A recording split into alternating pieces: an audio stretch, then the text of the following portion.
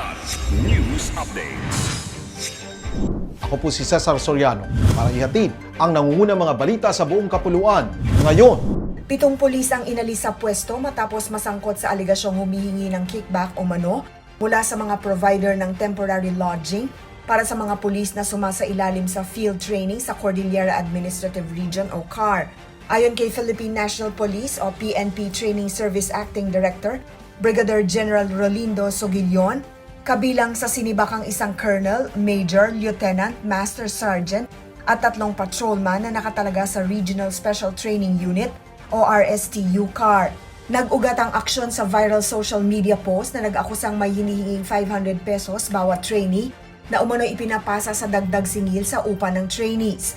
Sinabi ng PNP na nagpadala na ng mga investigador at ipinatutupad ang zero balance policy laban sa anumang irregularidad. Patuloy ang investigasyon upang matukoy ang pananagutan ng mga sangkot. Tinuldukan na ni dating Vice President at ngayon Naga City Mayor Leni Robredo ang posibilidad na bumalik sa national politics sa 2028 at sinabing magpo-focus siya sa kanyang tungkulin bilang alkalde. Sa isang panayam sinabi ni Robredo na marami pang kailangang tapusin sa lungsod at limitado ang kanyang magagawa sa loob ng 3 taong termino. Dahil dito, ikinukonsidera niya na tumakbo siya para sa ikalawang termino bilang mayor. Lumabas ang kanyang mga pahayag sa gitna ng panawagan ng ilang taga-suporta na muling tumakbo sa pagkapangulo sa 2028, lalo na't matunog ang kanyang pangalan sa presidential surveys. Kaugnay nito, inihayag ni Senator Kiko Pangilinan na bagamat iginagalang nito ang desisyon ng kanyang dating running mate, umaasa siya na muling pag-isipan ni Robredo ang kanyang pasya.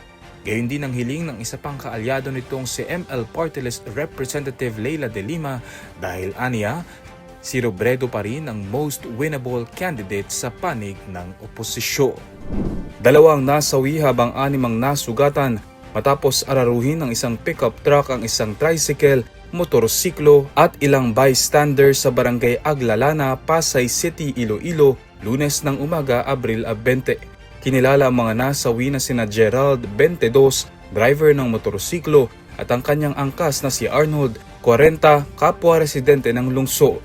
Tinukoy naman ang driver ng pickup na si Rick, 20 anyos na estudyante mula sa Pontevedra, Capiz. Kasama niya ang kanyang kapatid na si Gian, 24, at patungo sana sila sa Iloilo City nang mangyari ang insidente. Sa paunang investigasyon, nawalan umano ng kontrol ang driver, dahilan upang mapunta sa kabilang lane ang sasakyan.